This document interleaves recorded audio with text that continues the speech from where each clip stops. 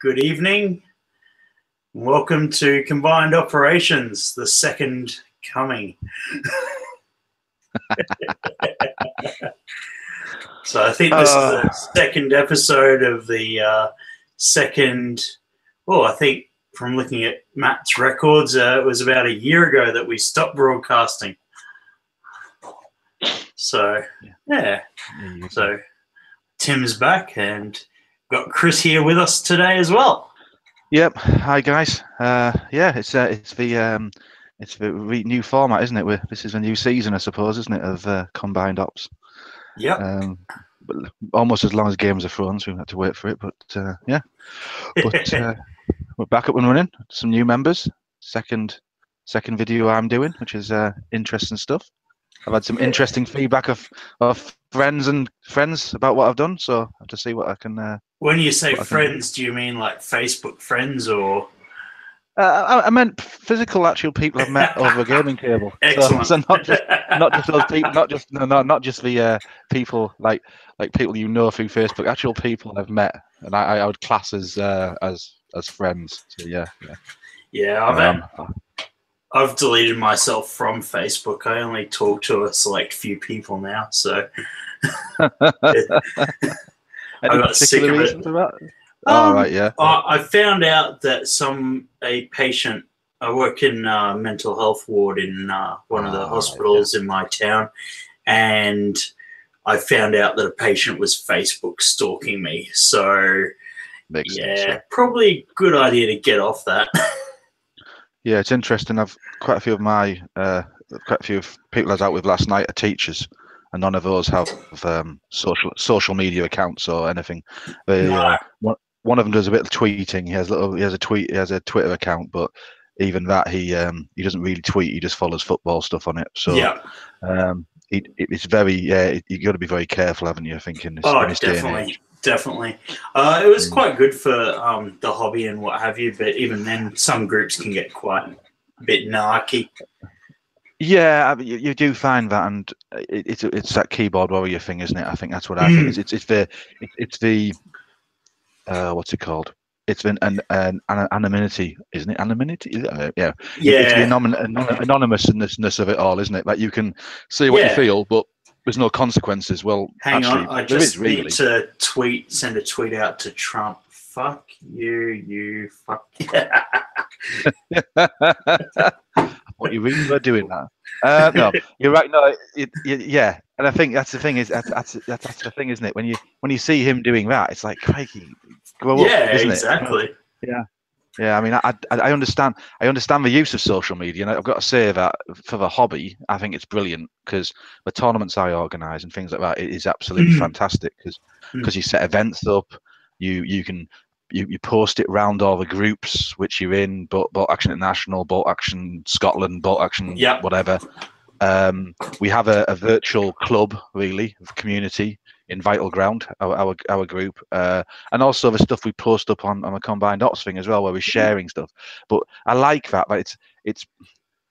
I suppose there is still a level of social consciousness in Combined Ops, what we put up. Because it's a small group of people. Yeah. Comments can be, but comments can be from anybody. You just don't know what's going to happen there. No, that's it. But we've got control over it, I suppose. And the Vital Ground guys are brilliant. There's no real. It's actually there's 74 people in that group, and there's nobody. I don't think there's anybody in that group who's that narky or that kind of obnoxious. I don't think there is. And when we do the tournaments, you see it as well. When you see 18 people around tables and there's no arguments. No real rule questions either. Everybody just got on with it. It was amazing.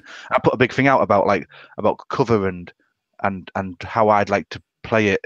How if you ask me a question on it, how I play it, kind of thing. But I never got asked once. I think I asked once between two hedges. Could I see an armored car? I said, yeah, you can see the armored car.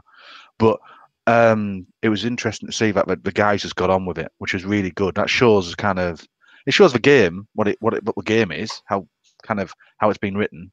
But also it shows what sort of players they are as well. I think it was really good. Yeah, it certainly shows a maturity there as well. Yeah. We are a good group for that. I think it's there's no real sort of CeeLo Heights spam lists really. I mean, we've I mean, people push the envelope a little bit because they want to win. So that's the whole point of a tournament. So Yeah. that's why you have a points. That's why you set boundaries on it and things like that. But in general, the guys are pretty sound. I think as a group, it was really good. So is So we're CeeLo having another one. Heights still a thing, is it? Yeah, Seal Heights list is still available. The Russian book hasn't been changed. You can still do Yeah. it. It's whether anybody would accept it. I suppose if you went to one of the more open tournaments, you probably could put it in, but whether the TO would allow you to do the old gas truck spam with Yeah. quad MGs. Oh, I can't even say it. It's flashbacks. Yeah, I remember that video you guys did. You spray it all pink, weren't you? Yeah. Mash it with a hammer at the end. Never got there in the end, but it would have been good fun. It was bad enough what Rattenbury frigging ran anyway, because he ran that frigging Crusader here.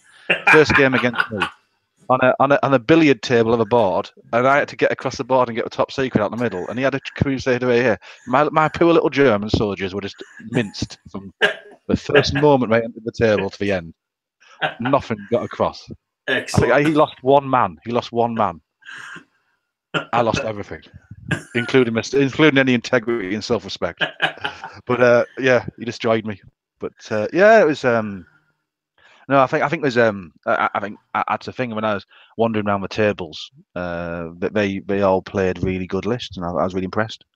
The next one's going to be early war, so 1939 to 1941. So we're just that's a great little period in there. That's a period I love. I mean, maybe I shouldn't run tournaments just on periods I love, but I just love that stuff. I mean, when you look at when I posted some pictures up when you have your Matilda, look at that. It's a brilliant tank, isn't it? It is a sexy tank. Yeah. I need to finish my Tamiya Matilda I've got. So you got a big one, have you? Yeah, the one. Is it the 135? Or... Yeah, one of the big. I keep considering. Oh, look at that. Yeah. Now that's the thing I've been thinking. A game of bolt action with big figures, and that'd be like. I keep thinking. That would be pretty straightforward. It'd be pretty easy to do. Yeah, I mean, I was thinking about it myself. I was thinking, do you get like? Well, because I was looking at the Tamiya sites, I was looking at the 148 scale because I had that mad idea, a thing where you read an article on WPD and think, I'll change all my vehicles to 148 scale. Which is insane, but that's beside the point. It's a bit like I was going to place all my Warlord paratroopers with artisan ones. Why would you do that? No, anyway. But so I was thinking about it, and then I thought to myself, why don't I buy some figures as well? Like you could build a platoon up and get a big table at a convention, and just put a big game of bolt action on, like a big figured game. I remember seeing one years and years ago. There used to be a show at a town called Redcar near us. And they had this game, a skirmish game, or Second World War one, with big figures in. And I was only like 10 or 11 when I saw it. And I thought, that's amazing. I think that's a thing we should try and think about doing as a club, I think. Have a big... Last year at BrizCon, so that's our local War Games convention, they did run a 6mm Napoleonics game. Just one massive table. It was enormous. And they took the entire first day was just spent maneuvering. And they didn't actually give battle until halfway through the second day. Meanwhile, I'd already played through one day of bolt action. I think it was just standard bolt action late war.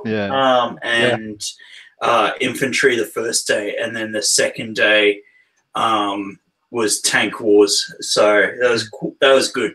I won't be playing in BrizCon this year only because of work, and I'm now working weekends, so it makes scheduling bit tricky. But I did manage to get down to CanCon, which is Australia's largest convention this year, and it was amazing. Yeah, just amazing. They had 3 massive halls, just full of gamers. I played in the Warhammer 40k event. We had 130 players in that. Age of Sigmar had about 110 from memory.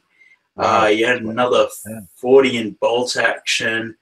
God knows how many War Machine players. But yeah, packed halls all 3 days over the Australia Day long weekend. And yeah, just really cool to see. Like 1/3 of one hall was just board gaming. So you could go pick a board game off the wall and play whatever you wanted. Yeah, just managed to pick up a miniature for half retail price, secondhand, which is awesome. And I got a pretty cool MDF dice tower too to bring home, but I didn't want to bring too much home. And then a mate of mine spent, as we were just talking about, $100 on Dice of War dice. So they're just amazing, those dice. I was going to type this, but I was going to save it for our conversation. They are amazing. What I'm finding myself for, it starts boxing you into a corner. So now I've got I'm starting to build a BEF army. I'm now thinking, well, I need a set of dice. I don't have any generic dice anymore. Oh, my dice are specific to armies. So I'm going to have to buy more dice. So I'm going to try and find, I'm going to have to buy some generic dice I like. Yeah. I think because we're considering getting some with the logo on, our logo for our for Vital Grounds. We're considering doing that, but we're going to have to look into that and see what we can do, because they are quite pricey once you start getting your own logos on. But no, the Dice of War guy, I mean, he's brilliant, and even with the postage from Oz to us, it's because he is Australian, isn't he? Yeah. Yeah. I think you guys pay $5 Australian check dollars. It out. There we go. Yeah. We pay $9 Australian. Yeah. But no, check him out. diceofwar.com.au. No, he's brilliant. No, he's speak to Adam Brooker. Yeah, and he'll do custom dice for you as well. So he'll actually you get a high quality file of your logo you want, and he'll do them. So I'm thinking do them like infantry. I'm thinking because that's my that's the local regiment to where I am was. It's now part of the rifles. But that's what I'm thinking of now. But that's again more specific dice to a specific army. It's gonna get stupid. I've got 3 French as well. So I need some French dice, don't I? It's like, what are you doing, Chris? And then other guys are like, you're gonna put an order in, get me some. So we might have a massive box of dice coming from Australia at some point. You'll have to maybe you just have to go with Allied Star and Weimar Cross. Done. I think that's because I did have Fallschirmjäger ones, which went with the Fallschirmjäger army, which I've got rid of, and I did have DAC as well. I did have the Deutsche Afrika ones, which are gorgeous as well because they're like a lovely sand color as well. But they have a proper badge on, not the nasty little Flames of War badge. We have proper, and they're big dice. They're 16mm dice as well, so a nice big dice. They're great. I saw the Desert Rat ones while I was down there, and they were brilliant too. So, and my friend got Night Lords for 40k, and they were brilliant. Probably a bit of an IP issue, but I know nothing. Well, it just looks a bit like that badge. You just have to be that. It does. Bolt action today. Sorry? Yeah, we're gonna have a little 750 game. A friend's coming over, play on my table. He's coming over in about probably half an hour's time or so. We're gonna play 750. Pick a random mission. See how we get on. I've got my dad's army list. I'll put a picture up later on. Actually, I'll put some pictures. I don't know if you can see that. I don't know how well that can be seen, but I've got a tray full of men next to me. I probably need another camera, but I've got that. So that'll be good fun. It always is. It's always a good game, and he's bringing his early war Germans, so we should have a good game of bolt action. And I've got to say, I mean, I keep playing other stuff, but I keep going back to it. It's such a great game. I'm not necessarily a 40k player, or I mean, you were asking me before, what do I do? Shadespire? No, I don't do any of that really. Nope. I kind of do this now, and I'm getting into Saga. As the thing I mentioned in the last chat, I'm waiting for my starter set to come out, so I'm gonna do that. They're probably my 2 systems this year. Is just stick with the early war theme for bolt action, and do Saga. And I've got Normans and Vikings for Saga now. Oh, good choice. But I've got the Normans from Warlord, the ones they got on the website. Oh yeah. They've got an offer on the Ducal Levy, I think it is, and it's more or less a warband for Saga. So I ordered that, and an extra box of crossbowmen. But I've seen what quality they're like. I don't know what they're like. They look nice on the pictures, so I can't think who they are. They bought another company, haven't they? And I can't think who makes them. Victrix I want or no? No, I know. I want to say Saxon or something. I can't think what they call them. It was on a forum, so we said, "Oh yeah, but Warlord have bought them, but obviously they're still casting them wherever they're casting them, but they aren't." A bit like they bought what we call them, War Games Factory, start doing all their stuff, but I can't think. Yep. Yeah, I have to look it up, find out. But yeah, so I've got that. But I think the guys in the local friendly gaming shop from Asgard, they're all getting into Wild West Exodus.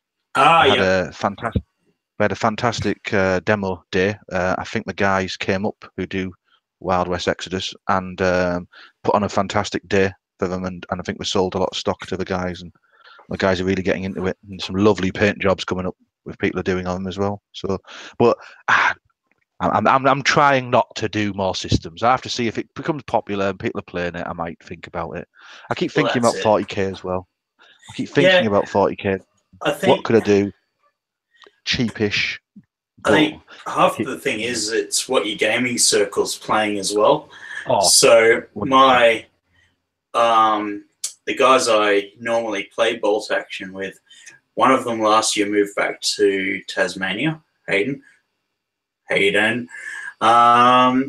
Adam's now working Monday to Friday. I'm now working weekends as well as Monday to Friday, so it makes it very tricky to catch up and a lot of that. So the only gaming I'll be doing is events. I'm not that fussed on event gaming anymore. CanCon was because it was on my bucket list for ages. So my current group of friends and my oldest friends, we all still play 40k. So it's easier for me to get into and get games in of. So totally.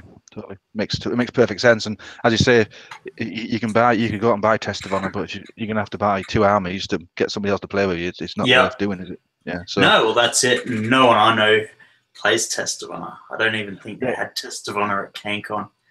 No, as an example, I think it's in the. I mean, it's a system I have. I've got the minis. I've got them sat there. I play some games every now and again. I'm going to go to Kieran's event, Warring States. But in general, it's just a thing. I don't think I'll invest any more money into it at the moment because I think it's probably where it is fine because you can use it. We were going to do Spectre Ops. We were considering that with the modern stuff because I bought the rules and I bought some Spetsnaz and some Empress Minis modern stuff they've got. The old Chechens have got them all painted up, but again, it's kind of just slid off the radar with the guys. The guys aren't that really up for it. So, but my sort of circle of gaming buds isn't. I don't think it's gonna happen. So that's fine. I haven't necessarily got a problem with that. It's just sat there. It wasn't the most expensive thing to get into, but I think if somebody wants to play it at some point, it's fine. Other things I've got is Chosen Men, the Osprey one, the Napoleonic skirmish game. Yeah. Again, I've got a French force, but nobody's got a British force, so it's kind of like just stuff sat on a shelf, really. But it's done. It's ready. If somebody goes, I've got this, I've got a British army ready to play. Like, right, I can play you. But there's a lot of pipe dreams and talk, I think, in war games. There's a lot of people have grand ideas, and then it doesn't really take off. It also depends on your club and how big your club is as well. Yeah, exactly. And I think the popular game in our group, and we're not. We went for a bit of a. It's funny because I felt everybody was playing Bolt Action, so I changed the name to Bolt Action Northeast on our group, and I got some feedback. It was not good, so I went back to Vital Ground because people were saying, well, we play other systems, but I've never seen anybody play other systems yet. But allegedly, we will play other systems. But Bolt Action's a predominant game, and if you want a game on a Tuesday night at the local where we play Durham Raiders, where we have our tournaments as well. If we want to play, you want to play a game, as you say, you've got to find people who have got the same systems, haven't you? And people have got Bolt Action, and it's very, very popular. A lot of people playing it. A lot of people are interested in it, so that's what we play. was a lot of at the shop was a lot of 40k. Yeah. And Steve, who runs the shop, that's what he mainly sells. So it's just I think, as you say, it's finding that opponent and sticking to it really to a degree. But yeah. Well, Matt's even gone to his grand reopening of the Warhammer store in his local area today. So yeah, he's off there. So, and then he's off to his local gaming event, local convention for him. So it's all starting to gear up. Yeah, it is. I think it's going to be a year. I'm hoping. I'm hoping this is a year of games. I've noticed there's a bolt action event in maybe it's Dorset or something down near where Matt is, somewhere down there. I don't know where. It's somewhere in the south of England. It must be near him. It must be near him. Yeah, somewhere down there. You know, where all the pirates, where all the pirates and smugglers come from. And I'm thinking I might have to go down and see him.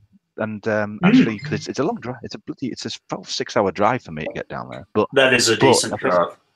But especially in England, yeah, because 6 hours turns into 8 hours very quickly. But I think it's going to be a year for me of I'm going to do more tournament conventions, and I'm going to stick to less systems. I think is my goal, and I've already entered into a guy came to our tournament and announced there's a tournament on nearby.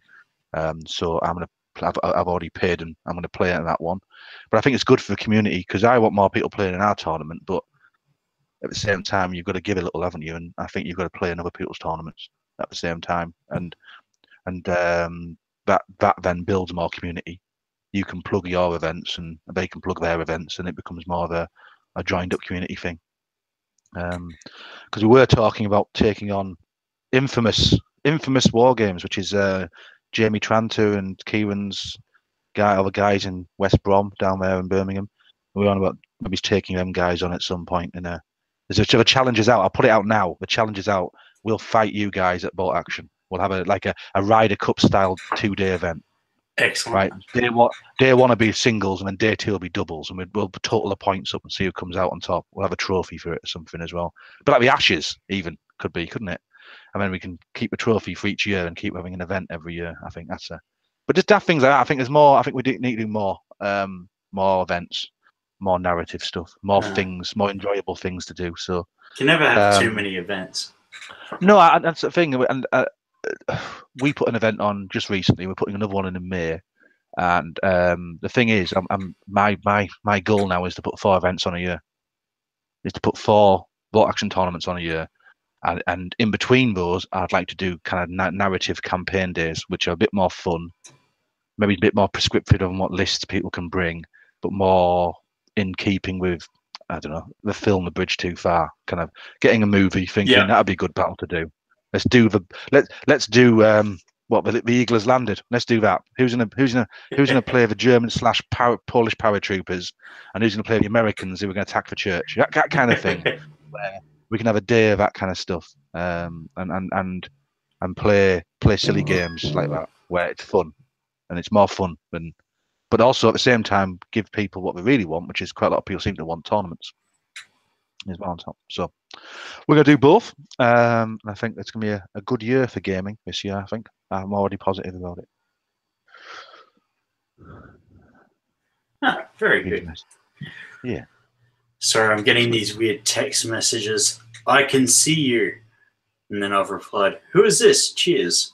And then he's written my name, Tim, ? So I'm figuring it's a mate of mine, but I don't know the phone number, and I don't have his phone number or her phone number saved in my phone properly. So if they could kindly message their name to me, that would be awesome. Then I can save their number in there. If not, I've got a weird stalker person, and I'm going to have to call the police. It's Hayden. Hey, it's Hayden. Hayden, you need to move back to Queensland. Hayden? So how fast, geography-wise, it's a long way, isn't it? Tasmania to Queensland. Yeah, Tasmania is... Oh, what is it? 3 or 4? probably about a 4-hour flight to Hobart or Launceston, depending where you're flying. So basically you drive. Sydney from Brisbane is a 10-hour drive now, so 10, 20. If you're driving straight there, you're probably looking at close to 2 days, because you got to catch a boat across the Bass Strait. It's not like we've got a bridge over the Bass Strait yet. That'd be pretty awesome, but it'd defeat the purpose. So, yeah, this. Oh, yep, there you go. Hayden says 2,500 kilometers ish. Wow. So it's a fair crack, plus an 8-hour ferry, yeah. So the ferry's 8 hours, and then you've got, probably about a 20-hour drive to Melbourne.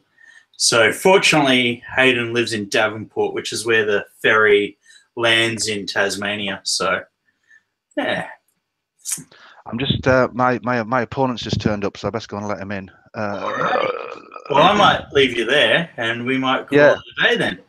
Yeah. All right. Probably, yeah, man. Yeah, cool. We'll catch up again. We'll have to get definitely. We'll have to do this in about a week or two's time and find out where Matt's been today. Definitely, I'm sure he's having a lot of fun today. He will do, yeah. Okay, super. Right then. All right. Take care, everyone. Goodbye. Cheers, Hayden, mate. you need to move back to Queensland, or I need to move to Tasmania. We'll figure it out. Bye. Bye.